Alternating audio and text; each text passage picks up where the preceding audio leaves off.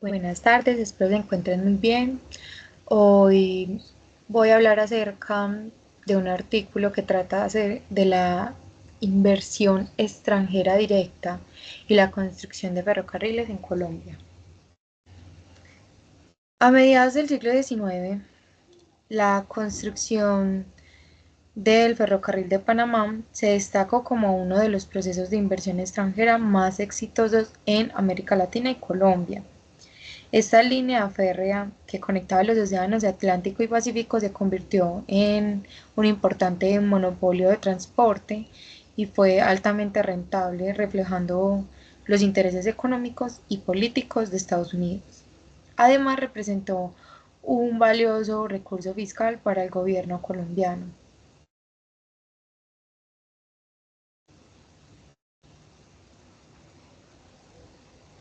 Bueno, em, el artículo busca abordar la falta de estudio sobre esta línea férrea en la historiografía económica y empresarial colombiano y lo dividen en cuatro partes: la génesis de la ruta transcontinental, el costo humano de su construcción, la relación entre el sistema de correos de Estados Unidos y la compañía y los efectos de su monopolio en las utilidades. La construcción de los ferrocarriles en América Latina, incluida Colombia, fue un proceso muy complejo que involucró diversas élites políticas y económicas, generando altos niveles de endeudamiento público sin garantizar un rendimiento sostenible. A menudo, el capital local financiaba inicialmente los proyectos, pero luego se hipotecaban inversiones extranjeras, lo que generaban eran incentivos para la especulación. Este ferrocarril de Panamá, sin embargo, representa un caso atípico diseñado exclusivamente para conectar los océanos Atlántico y Pacífico sin vincular centros de producción locales al comercio internacional. Y este fue financiado completamente por capital extranjero. Bueno, el costo humano.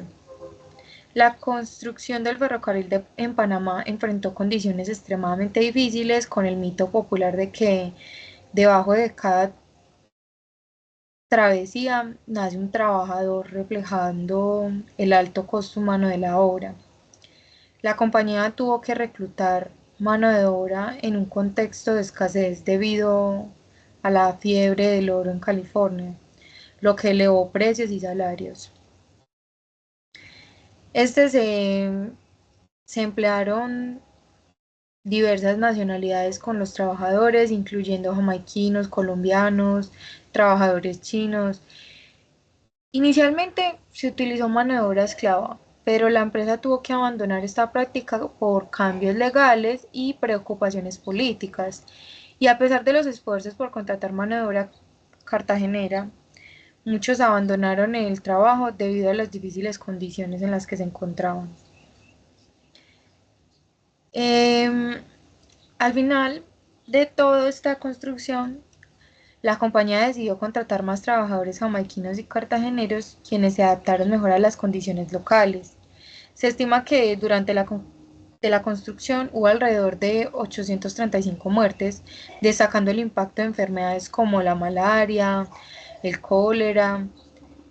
E irónicamente, los cuerpos de los trabajadores no blancos se vendían a escuelas médicas, lo que financió el Hospital de Colón.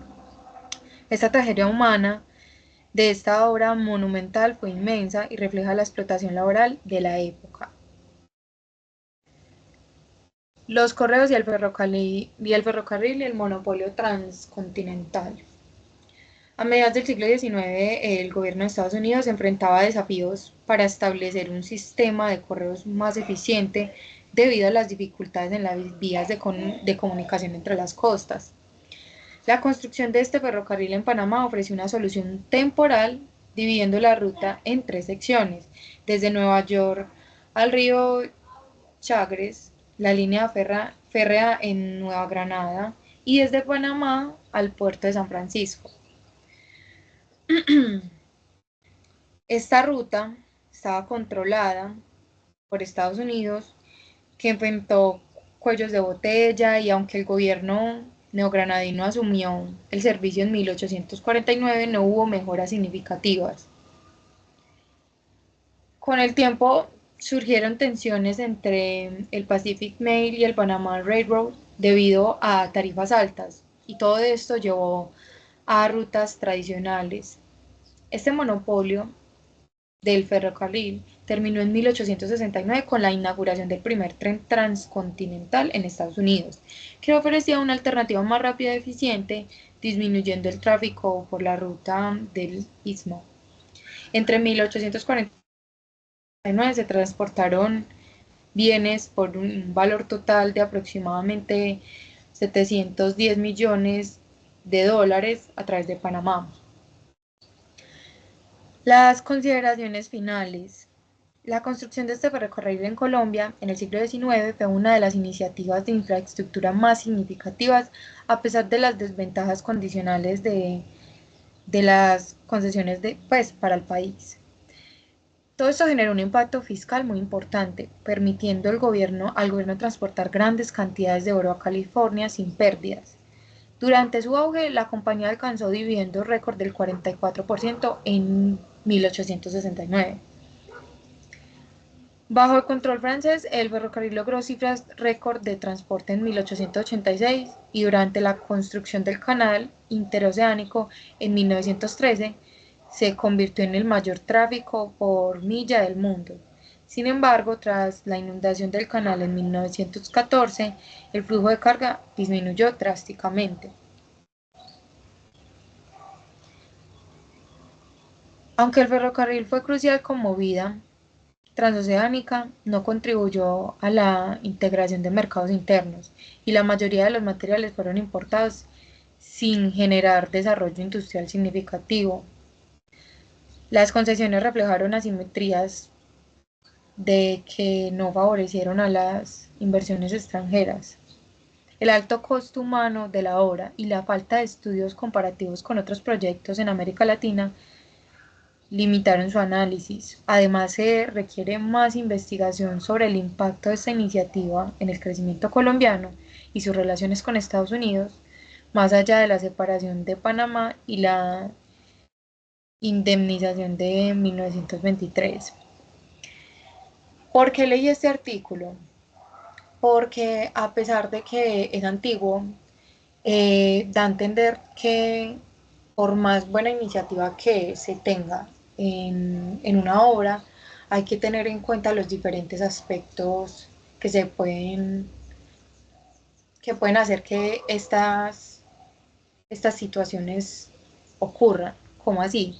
La construcción de este ferrocarril en Colombia en el siglo XIX fue un proyecto de gran importancia geopolítica, pero tenía beneficios muy limitados para el país, aunque facilitó que el transporte internacional alcanzara cifras récords como los dividendos del 44% y el mayor tráfico de milla de 1913, su impacto local fue muy mínimo y no contribuyó a la integración de mercados internos ni al desarrollo industrial, que era lo que se tenía en mente, reflejando las desventajas de las concesiones que favorecieron a inversores únicamente extranjeros. En lugar de impulsar el crecimiento nacional, el ferrocarril se convirtió en una herramienta de explotación que priorizó intereses externos, evidenciando el desequilibrio de poder y la dependencia económica de la época. Muchas gracias por su atención prestada.